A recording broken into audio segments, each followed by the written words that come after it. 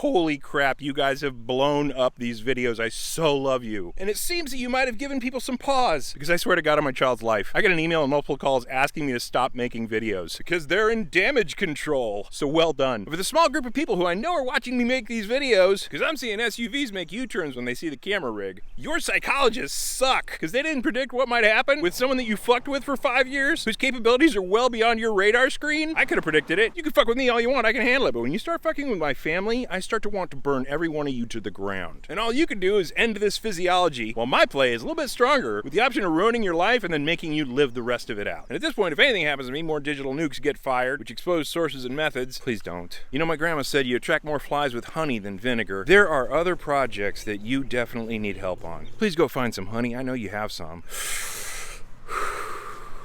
Okay, enough of that. Let's give you a little bit of backstory. I'd address comments like this. Because yeah, how can something so complex and so nebulous be figured out by one individual? Yeah, so it's tough to believe that one person could have such an advantage over the world's leading experts in a certain area that they come out with some groundbreaking discovery. But if you look around, this stuff happens all the time. You know, the field of medicine is pushing forward nowadays because of what's called protein folding. And it turns out the world leading scientists in this field were running into a roadblock that they were just running out of ideas. So they made a game of it and put it on people's iPhones. They didn't tell you that you were folding proteins, but in fact, when you were manipulating the puzzle pieces, twisting and folding and fitting them into different places, you were folding proteins. And it turns out the best protein folder in existence is a receptionist in the UK. She was somebody that just sat at a front desk all day answering phones. Best protein folder in the world. And numerous medical discoveries have come from her work, even though she knows absolutely nothing about protein folding. Or maybe she does. And so a lot of people are asking the question, Sean, how can you be this guy who helped figure out this super complex issue of being able to compute emotions and be able to define, track, and predict real emotions in human beings? And the simple answer to that question is, I don't know, but I can tell you that I did find a place in my consciousness that does reveal a lot of the secrets of a lot of stuff, including how the human mind works, how consciousness works, how all that can be tied into technology to a point that a number of amazing things can occur, and unfortunately a bunch of scary ones. Now, Elon Musk's autobiography started out with a mention of a company in his heyday that, quote, hoarded the elite geeks of Silicon Valley. And this company was called Silicon Graphics. They were the number one supercomputing company in the world. They owned Cray, which was the previous number one supercomputing company in the world. And if you were one of the smartest people in the world, basically you were working for them because they paid better than anyone else. The freaking benefits were amazing. The expense accounts were out of control, which is what ultimately sent them into the dumpster. They rented out Disney for a private party. It was amazing. There were no lines that night. It was way cool. But the price tag was in millions of dollars for the one night's entertainment. Yo, it just so happens I have an old business card with the embossed logo. I don't know if you can see that it's still raised. It's really yellow, and I'm hoping the camera will focus on this. And I'm covering up my last name because Webb has not always been my last name. That's a story for another time. Yeah, anyway, those guys hired me before I graduated college. So when I started at SGI, which was an amazing experience, I got to work on a bunch of really cool classified stuff because I'd had a military security clearance previously. So I was shipping computers, hard drives, and peripherals out to Area 51. And I'm sorry there's a part 2 to this video, but you gotta hear it.